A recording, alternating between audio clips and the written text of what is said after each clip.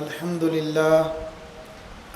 لله نحمده ونستعينه ونستغفره ونؤمن به ونتوكل عليه ونعوذ بالله من شرور أنفسنا ومن سيئات أعمالنا من يهده الله فلا مضل له ومن يضلل فلا هادي له ونشهد أن لا إله إلا الله وحده لا شريك له ولا مشير له ونشهد أن سيدنا وسندنا وطبيبنا وحبيبنا ومولانا محمدا عبده ورسوله أما بعد فأعوذ بالله من الشيطان الرجيم بسم الله الرحمن الرحيم يا أيتها النفس المطمئنة ارجعي إلى ربك راضية مرضية فادخلي في عبادي وادخلي جنتي. قال الله تبارك وتعالى في مقام آخر فاطر السماوات والأرض توفني مسلما والحقني بالصالحين. صدق الله العظيم وصدق رسوله النبي الكريم ونحن على ذلك لمن الشاهدين والشاكرين والحمد لله رب العالمين. اللهم صل على سيدنا ومولانا محمد وعلى آله وأصحابه وبارك وسلم. استغفر الله تعالى ربي من كل ذنب وأتوب إليه. استغفر الله تعالى ربي من كل ذنب وأتوب إليه. استغفر الله تعالى ربي من كل ذنب وأتوب إليه. اللہ جل جلالہ نے انسان کو دو چیزوں سے نوازا ہے. ایک کا نام قالب ہے اور ایک کا نام قلب ہے. ایک کا نام جسم ہے اور ایک کا نام جسم کے اندر جسم کا خلاصہ دل ہے یا جسم کا سردار دل ہے، جس کے بارے میں اللہ کے نبی صلی اللہ تعالیٰ علیہ وسلم نے ارشاد فرمایا جسم کے اندر ایک ٹکڑا ہے، اگر وہ صحیح ہو جائے تو پورا جسم صحیح ہو جاتا ہے. اور فرمایا جسم کے اندر ایک ٹکڑا ہے، اگر وہ خراب ہو جائے تو پورا جسم خراب ہو جاتا ہے. آپ حضرات نے دیکھا ہوگا اگر کوئی آدمی بیمار ہو جائے، اس کی طبیعت خراب ہو جائے، اس کا کوئی عضو خراب ہو جائے یا اس کو کوئی بیماری لاحق ہو جائے تو فوراً ہسپتال کی طرف دوڑتے ہیں، ڈاکٹر کی طرف جاتے ہیں، ہسپتال میں جاتے ہیں اور ڈاکٹر کے پاس علاج کے لیے جایا جاتا ہے اور ڈاکٹر علاج کرتا ہے. علاج دو قسم کا ہوتا ہے، ایک ہوتا ہے عارضی اور فوری طور پر، اور دوسرا ہوتا ہے کہ اس کو علاج کرنے کے لیے اپنے پاس اپنے ہسپتال میں داخل کر لیتا ہے. جسے کہتے ہیں فلاں مریض ایڈمنٹ ہو گیا ہے، اس کو فلاں ہسپتال کے اندر داخل کر لیا گیا. اب بیماری جسم کی ہے، جسم کو بیماری لگے فوراً طبیب اور ڈاکٹر کے پاس ہسپتال میں پہنچتے ہیں، ڈاکٹر سے فوری علاج کرواتے ہیں، واپس اپنے گھر میں آ جاتے ہیں. یا اگر دیکھا کہ ہسپتال آنے والا مریض سیریس حالت میں ہے اور وہ زیادہ بیمار ہے تو پھر اس کا ڈاکٹر، اس کا معالج وہ کہتا ہے آپ میرے پاس داخل ہو جائیں، فلاں کمرہ ہے، میں آپ کو 24 گھنٹے میں 2-3 بار دیکھوں گا اور ساتھ ساتھ آپ کی ادویات بھی لکھتا رہوں گا. ایک آدمی یہاں خانقاہ کے اندر آیا اور آ کر عرض کیا کہ حضرت فجر کی نماز مجھ سے پڑھی نہیں جاتی، فجر کی نماز پڑھی نہیں جاتی. اب ایک اس کا علاج یہ ہے کہ بھئی آپ اس طرح کیا کرو، جاگا کرو، اٹھا کرو، اور دوسرا یہ ہے حضرت نے فرمایا کہ آپ ایسا کریں رات یہاں قیام کریں، 2 دن قیام کر لیں. کہا جی ٹھیک. 2 دن کے بعد پوچھا فجر کی نماز پڑھی ہے جماعت کے ساتھ۔ حضرت فجر کی نماز تو کیا، میں نے تو تہجد بھی پڑھے ہیں، میں نے ذکر بھی کیا ہے۔ میں جب یہاں آیا میں نے اوابین کے نفل بھی پڑھے ہیں، اور جب میں یہاں خانقاہ کے اندر آیا میں نے سورہ یاسین کی تلاوت بھی کی ہے۔ آپ تو فجر کی بات کرتے ہیں۔ فرمایا دیکھو جب ہم نے آپ کو کہا آپ خانقاہ میں رک جائیں، آپ کا یہ خانقاہ میں رکنا ہسپتال کے اندر یعنی روحانی اسپتال کے اندر مریض کو داخل کرنا تھا۔ اس کی وجہ یہ ہوتی ہے جب آدمی اپنے گھر کے اندر ہوتا ہے وہ اکیلا ہے، اپنے گھر میں ہے اکیلا ہے، اپنے دفتر میں ہے اکیلا ہے، اپنے اسکول کالج میں ہے تو وہ تنہا ہے۔ لیکن جب وہ خانقاہ کے اندر اور ادارے کے اندر آ جاتا ہے جہاں پر اس کا شیخ موجود ہے تو اس کا یہ نفع ہے اپنے شیخ کی نگرانی میں آ جاتا ہے۔ جس طرح مریض اپنے ڈاکٹر کی نگرانی میں آ جاتا ہے تو روحانی مریض اپنے شیخ اپنے مربی کی نگرانی میں آ جاتا ہے۔ صبح دوپہر شام اس کی خوراک بدلتی رہتی ہے، شیخ کی توجہ سے، شیخ کی برکت سے اور احوال بتلانے سے اس کے اعمال کی اصلاح بھی ہوتی رہتی ہے۔ جب تک اپنے شیخ کو اپنے اعمال کی اطلاع نہ کریں اس وقت تک آدمی کو نفع نہیں ہوتا۔ بعض کا تو ہوتا ہی ہے آدمی یہ سمجھتا ہے کہ میں بہت نیک ہو گیا ہوں، میں بڑے بلند درجے پہ پہنچ گیا ہوں، جبکہ حقیقت میں وہ بلند درجے پہ پہنچا نہیں ہوتا۔ اس کی مثال حضرت حکیم الامت حضرت مولانا اشرف علی تھانوی نور اللہ مرقدہ، حضرت کو ایک آدمی نے خط لکھا اور وہ اپنے آپ کو بڑا نیک سمجھتا تھا۔ درجات ہوتے ہیں ولایت کے، کتب، ابدال، غوث، اس طرح مختلف مقامات ہیں۔ اس نے خط لکھا، خط کے اندر اس نے لکھا حضرت الحمدللہ آپ کی دعاؤں کی برکت سے، آپ کی توجہ کی برکت سے میں اس وقت ابدال بن گیا ہوں، میں اس وقت ابدال بن گیا ہوں۔ حضرت نے جواب میں ارشاد فرمایا وعلیکم السلام ورحمۃ اللہ، پہلے گوشت تھا ابدال بن گیا ہے۔ سمجھے کہ نہیں سمجھے؟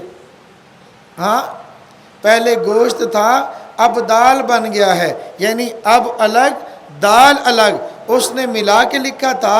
اس کا مطلب تھا کہ ولایت کے فلاں درجے پر میں پہنچ گیا ہوں۔ فرمایا ولایت کے درجے پر ابھی نہیں پہنچا تو تیرے اندر تو کمی واقع ہو گئی ہے، تو ابھی سے بتلانا شروع ہو گیا ہے کہ میں فلاں درجے پہ پہنچ گیا ہوں، تجھے کیا معلوم کہ درجہ کیا ہے؟ جب تک آدمی اپنے شیخ کو اپنے حالات کی اطلاع نہ کرے وہ اپنے آپ کو بہت کچھ سمجھ رہا ہوتا ہے اور حقیقت کے اندر وہ کچھ ہوتا نہیں ہے۔ اور جس طرح نماز آدمی پڑھتا ہے، نماز کے شرائط ہیں، حج کرتا ہے، حج کے شرائط ہیں، آدمی عبادت کرتا ہے، عبادت کر رہا ہوتا ہے، عبادت کرنے کے باوجود اس کی عبادت قبول نہیں ہو رہی ہوتی۔ ایک آدمی اعمال کرتا ہے اور شرائط کے ساتھ کرتا ہے لیکن پھر بھی اس کے اعمال قبول نہیں ہوتے۔ آپ کہیں گے عجیب بات ہے۔ اب دیکھیے ایک آدمی نماز پڑھتا ہے، نماز کے لیے شرائط نماز کون سی ہیں؟ اندر والی کو چھوڑو، باہر والی شرطیں کون سی ہیں؟ جگہ کا پاک ہونا، توجہ فرمائیں، نمبر 1 جگہ کا پاک ہونا، نمبر 2 جسم کا پاک ہونا، نمبر 3 اپنے جسم کا پاک ہونا، نمبر 3 لباس کا پاک ہونا، کپڑوں کا پاک ہونا۔ اب اس کے لیے باقی چیزوں کو چھوڑے، اس نے وضو کر لیا، اگر غسل تھا تو غسل کر لیا، اپنے جسم کو پاک کر لیا، پاک جسم کے ساتھ نماز پڑھتا ہے، پاک جگہ پہ کھڑے ہو کر نماز پڑھتا ہے اور پاک کپڑوں کے ساتھ نماز پڑھتا ہے، جگہ بھی پاک ہے، جسم بھی پاک ہے اور کپڑے بھی پاک ہیں اور قبلہ کی طرف رخ بھی ہے، نیت بھی کر لی ہے، نماز کا وقت بھی ہے، ساری شرائط کے ساتھ نماز پڑھتا ہے، ایک نہیں 10 سال نماز پڑھتے رہتا ہے لگاتار، ان ساری پاکیوں کے باوجود نماز پڑھے گا، نماز تو نہیں ہوگی، الٹا اس کو اجر بھی نہیں ملے گا، بلکہ اس کی نماز پر اس کو گناہ بھی ملتا ہے۔ یہ پڑھی جانے والی نماز اس کی پکڑ کا ذریعہ بن جاتا ہے۔ اس کی وجہ یہ، اس نے قالب کے اعمال تو کر لیے۔ قالب کون؟ یعنی جسم ہے، جسم کو پاک کر لیا، جسم کے اوپر کپڑے کو پاک کر لیا، اور جسم جس جگہ پہ کھڑا ہے اس جگہ کو پاک کر لیا، لیکن جسم کے اندر جو دل تھا اب تک وہ دل پاک نہ ہوا۔ دل کی ناپاکی کیا ہے؟ ارادہ اس کا صحیح نہیں ہے، نیت اس کی صحیح نہیں ہے۔ نیت صحیح کیا نہیں ہے؟ لوگ مجھے کہیں بڑا نمازی ہے، لوگ مجھے کہیں بڑا سجدہ کرنے والا ہے، محراب تو پڑھ گیا، نشانات پڑھ گئے، لیکن لوگوں نے نمازی کہہ دیا۔ یہ تو چھوٹی سی بات ہے، اس سے بڑھ کر آپ حضرات کے علم کے اندر ہے۔ آپ حضرات نے حدیث حضرت رسول اللہ صلی اللہ تعالیٰ علیہ وسلم کا ارشاد سنا ہے، جس کا مفہوم یہ ہے، قیامت کے دن 3 آدمیوں کو لایا جائے گا۔ نمبر 1 شہید ہوگا، نمبر 2 عالم ہوگا، نمبر 3 سخی ہوگا۔ سخی سخاوت کے باوجود کروڑوں روپیہ اس نے صدقہ کر لیا، اب کروڑوں روپے کا کیا ہوا صدقہ اس کے کام نہ آیا۔ یہ ساری زندگی علم پڑھتا رہا، آگے پڑھاتا رہا، پڑھنے اور پڑھانے کے باوجود اس کا علم اس کی نجات کا ذریعہ نہ بنا۔ اب ایک آدمی میدان جہاد کے اندر نکلا، اس نے ورزش کی، تربیت کی، میدان میں نکلا، دشمن کے مقابلے میں گیا، لڑتا رہا، آخر ایک وقت آیا دشمن کے وار سے یہ کٹ گیا، یہ شہید ہو گیا، اللہ کے دربار میں پہنچا۔ شہادت کے باوجود، زخموں کے باوجود، ساری محنت کے باوجود اس کے پلے میں کچھ نہیں ہے۔ صرف اس کی وجہ کیا ہے؟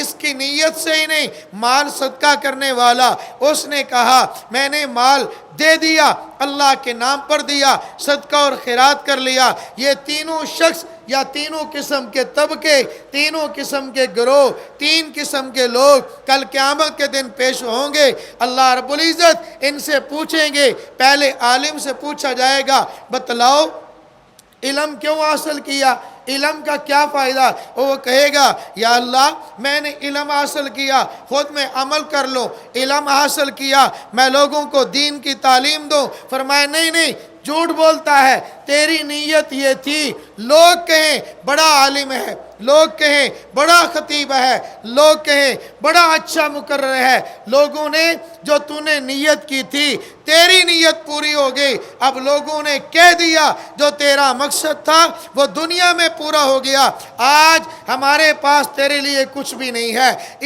اسی طرح وہ لوگ جو سخی تھے انہوں نے سخاوت کی، ان کی سخاوت نے ان کو نفع نہ دیا۔ جو لوگ مالدار تھے صدقہ کیا، ان کے صدقے نے ان کو نفع نہ دیا۔ وجہ کیا ہے؟ جو قالب کے اعمال تھے وہ تو درست تھے، لیکن جو قلب سے عمل ہونا تھا وہ ان کا خراب تھا۔ قلب سے عمل نیت کا ہوتا ہے، اگر نیت صحیح ہے تو اگر صحیح نیت کے ساتھ کرتا اس کو اجر بھی مل جاتا، اللہ کی رضا کے لیے کرتا اس کو اجر مل جاتا۔ اسی طرح میرے محترم دوستو، میں نے نماز کی مثال دی ہے۔ ایک آدمی نماز پڑھتا ہے، جگہ اس کی پاک ہے، جسم اس کا پاک ہے، کپڑا اس کا پاک ہے، لیکن اس کا دل پاک نہیں ہے۔ اب یہاں پہ خانقاہ کے اندر جو دیا جاتا ہے وہ دلوں کو پاک کیا جاتا ہے، خانقاہ کے اندر دلوں کا علاج کیا جاتا ہے۔ جسم کی بیماریوں کا علاج نہیں ہوتا، دل کی بیماریوں کا علاج ہوتا ہے۔ اب دل کی بیماریوں کے اندر ریاکاری بھی ہے، دل کی بیماری کے اندر حسد بھی ہے، دل کی بیماری کے اندر چغلی بھی ہے، دل کی بیماری کے اندر کبر بھی ہے، دل کی بیماری کے اندر اپنے آپ کو بڑا سمجھنا اور دوسرے کو حقیر سمجھنا، اپنے آپ کو بڑا سمجھنا اور دوسرے کو حقارت کی نگاہوں سے دیکھنا۔ تو میرے دوستو، خانقاہوں کے اندر آنے کا فائدہ یہ ہوگا، خانقاہ کے اندر آئیں گے، اپنے شیخ کی تربیت میں رہیں گے، اپنے شیخ کی صحبت میں رہیں گے، اور صحبت کی برکت سے، آنے جانے کی برکت سے اللہ رب العزت وہ احوال عطا فرما دیں گے جو اللہ نے شیخ کو احوال عطا فرمائے ہیں۔ اور اس کے ساتھ ساتھ جو لوگ وہاں پر رہ رہے ہوں گے ان کی وجہ سے، ان کی برکت سے اللہ رب العزت جانے والے کے بھی اصلاح فرما دیں گے۔ دیکھیے خانقاہ کے اندر آنے کا فائدہ ہے، آنے جانے کا فائدہ ہے، لیکن فائدہ کس کو ہے؟ جو اس نیت کے ساتھ جائے کہ میں نے نفع حاصل کرنا ہے۔ ورنہ میں یہ بات عرض کرتا ہوں، توجہ فرمائیں، صحبت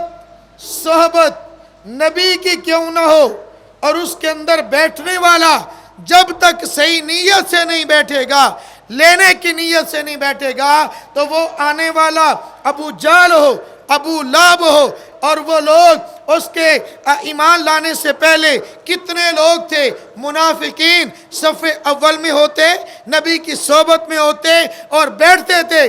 تمام منافقین کو نبی کی صحبت کا فائدہ نہیں حاصل ہوا، اس کی وجہ یہ وہ بیٹھتے تھے، ان کی اصلاح کی نیت ہی نہیں ہوتی تھی۔ اصلاح کی نیت ہو کہ میں نے اپنے قلب کی اصلاح کرنی ہے، میں نے اپنے اعمال کی اصلاح کرنی ہے۔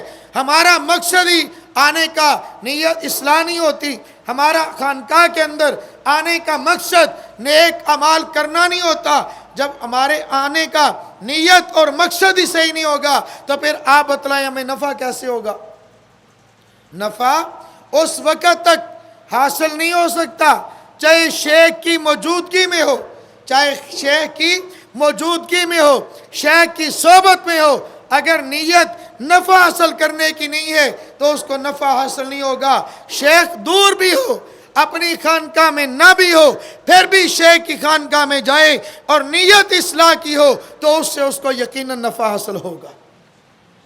تو میرے محترم دوستو، اس کی برکت سے جو اللہ کی رحمت نازل ہوگی اس کا فائدہ یہ ہوگا۔ اب دیکھیے حضرت یوسف علیہ السلام اللہ کے نبی ہیں، دعا فرما رہے ہیں، فاطر السماوات والارض توفنی مسلما، اے اللہ میرا خاتمہ اچھا کرنا، میرا خاتمہ اچھا کرنا۔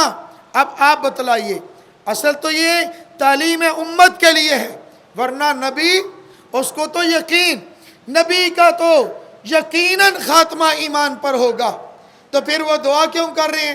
اس لیے امت کو سمجھانے کے لیے، تعلیم امت کے لیے، میرے اور آپ کے لیے۔ تو دوسری بات یہ، خاتمہ ایمان، خاتمہ اچھا ہو، ایمان کے ساتھ ہو، اچھے اعمال کے ساتھ ہو۔ اتنی ضرورت ہے کہ نبی ہو کر بھی خاتمہ ایمان کی یا اپنی زندگی کا خاتمہ اچھے اعمال کے ساتھ ہو جائے، وہ دعا کر رہے ہیں تو ہمارے لیے کتنا ضروری ہوگا۔ توفنی مسلمن، اے اللہ جب تو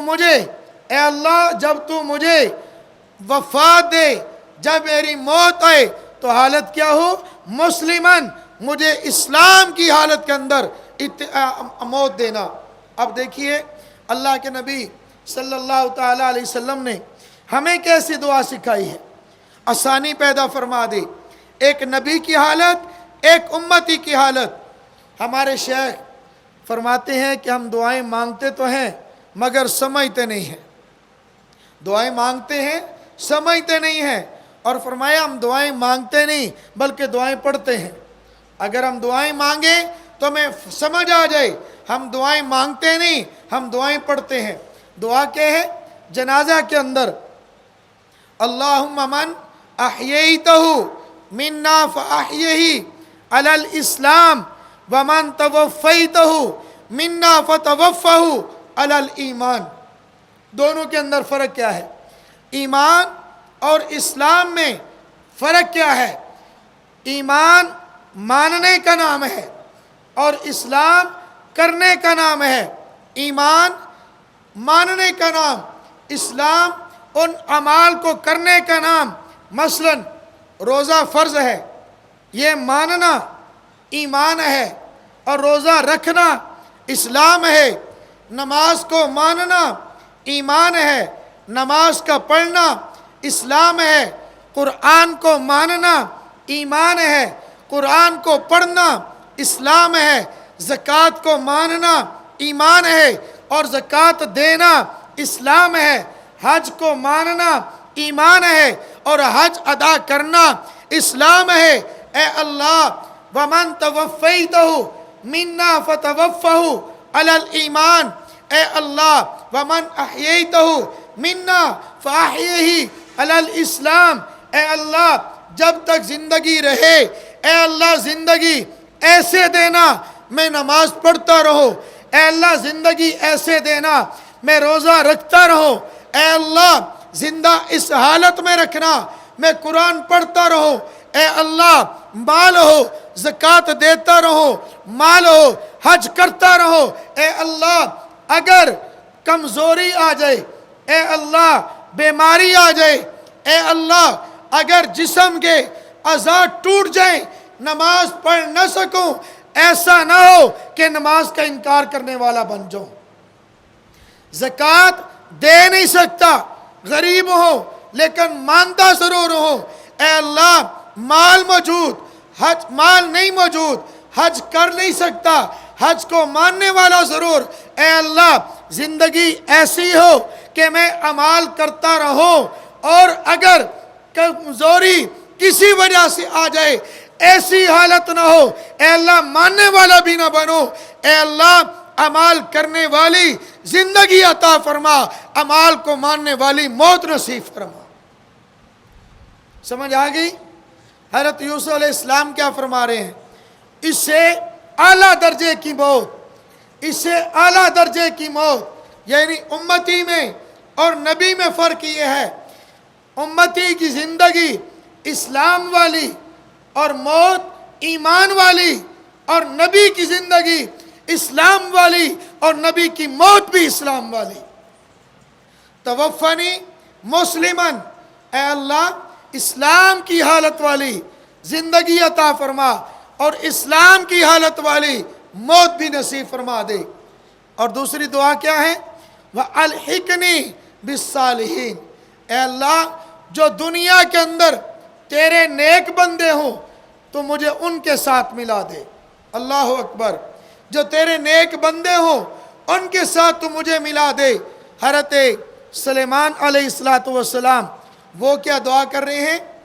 ए अल्लाह व अदखिलनी बिरहमतिका मिनस्सालिहीन, ए अल्लाह अपनी रहमत के सदके मुझे सालिहीन के अंदर शामिल फरमा दे। रहमत के सदके अपनी रहमत की वजह से नेक लोगों में शामिल फरमा दे। मेरे दोस्तों और मेरे भाइयों, इसका फ़ायदा और नफ़ा क्या है? आप देखिए, हम लोग नमाज़ पढ़ते हैं, अभी भी हम नमाज़ पढ़ेंगे। हम लोग जब नमाज़ पढ़ते हैं हम जुमला कौन सा पढ़ते हैं? इय्याका नाबुदु, इय्याका नाबुदु। हालांकि होना क्या चाहिए था? मसलन जमात के साथ पढ़ रहे हैं तो क्या पढ़ रहे हैं? इय्याका नाबुदु, और जमात के अलावा पढ़ रहे हैं तो फिर भी क्या पढ़ रहे हैं? इय्याका नाबुदु। फ़र्ज़ पढ़ रहे हैं जमात के साथ, इय्याका नाबुदु। अगर सुन्नतें पढ़ रहे हैं, अकेले पढ़ रहे हैं, और फिर भी इय्याका नाबुदु, मतलब ये है, होना ये चाहिए था अकेले पढ़े आबुदु, जमा के साथ जमात के साथ पढ़े इय्याका नाबुदु। लेकिन बात ये है, अब इमाम हो, इमाम सूरतुल फातिहा पढ़ेगा, वो क्या कहेगा? इय्याका नाबुदु। पिछले खामोश होंगे, ए अल्लाह इय्याका नाबुदु, हम तेरी इबादत कर रहे हैं। हम सब मिलकर, अकेला होगा, जमा कसीगा, इय्याका नाबुदु। ए अल्लाह इस रुए ज़मीन पर जितने लोग तेरी इबादत कर रहे हैं, उन इबादत करने वालों में मुझे भी शामिल फरमा दे। मैं अकेला नहीं, मैं अकेला नहीं। ए अल्लाह जितने लोग तेरी इबादत में मशगूल होंगे, इय्याका नाबुदु, ए अल्लाह मैं तो नमाज वाली इबादत में हूँ। और दूसरी बात, ए अल्लाह मैं नमाज वाली इबादत में हूँ, जिहाद वाली में नहीं हूँ। ए अल्लाह नमाज में हो। इस वक्त लोग हमारे यहाँ मसलन इशा का वक़्त हो गया है, अभी कराची में वक़्त नहीं हुआ होगा, तो वो लोग जो कराची वाले हैं वो कोई और इबादत कर रहे होंगे। आगे चले जाएं, दुबई वाले वो 1 घंटा हमसे लेट, सऊदीया वाले 2 घंटे लेट। मकसद ये है, ए अल्लाह हम नमाज वाली इबादत में, और जो लोग तेरी इबादत में तिलावत करके, सदका करके, जिहाद करके, तबलीग करके, इस्लामी सियासत करके, ए अल्लाह जो आदमी जहाँ जहाँ बैठकर जो जो इबादत कर रहा है हमें भी उनकी इबादत में शामिल फरमा ले। इय्याका नाबुदु, ए अल्लाह हम सब तेरी इबादत करते हैं। बज़ाहिर वो अकेला इबादत कर रहा है, लेकिन वो नाबुदु का सीगा बोलेगा तो वो अल्लाह से अर्ज़ कर रहा होगा, ए अल्लाह मैं इबादत यहाँ पे कर रहा हूँ, इस रूए ज़मीन पर जितने तेरे इबादत गुजार बंदे हैं तो मुझे उनके अंदर शामिल फरमा दे। तो मेरे मोहतरम दोस्तों, हम ये अर्ज़ कर रहे हैं, खानकाह के अंदर हम लोग आते हैं अपने इलाज के लिए, हम लोग आते हैं अपनी इस्लाह के लिए, अपने कल्ब की इस्लाह के लिए और कल्ब से निकलने वाले अमाल की इस्लाह के लिए। तो मैं तमाम दोस्तों से गुजारिश करता हूँ, जैसे हमारे हज़रत हमसे पहले फरमा रहे थे कि ज़िंदगी एक इसके अंदर क्या है, तकवे का नाम है। हम लोग तकवा इख्तियार करेंगे तो तकवा हमारी ज़िंदगी का खुलासा, हमारी ज़िंदगी का मकसद होना चाहिए। तो उसके लिए तकवा हासिल करने का एक ज़रिया तकवा वालों की सोबत में बैठे, नेक लोगों की मजलिस में जाएं और एक बात, जिस अल्लाह से डरना है उस अल्लाह की अज़मत अपने दिल के अंदर बिठाएं। अल्लाह की अज़मत बार बार अल्लाह का नाम लेने से पैदा होती है। अल्लाह की अज़मत बार बार उसका नाम लेने से, उसका ज़िक्र करने से, उसकी याद से अज़मत बैठ जाती है। और जितनी अज़मत दिल के अंदर ज़्यादा होगी इतना खौफ ज़्यादा होगा, जितनी अज़मत ज़्यादा होगी इतना तकवा ज़्यादा होगा। अल्लाह ताला मुझे भी आपको भी ये 2-4 बातें अर्ज़ की हैं, इस पर अमल करने की तौफ़ीक़ अता फ़रमाए। व आख़िरु दावाना अनिल हम्दुलिल्लाहि रब्बिल आलमीन।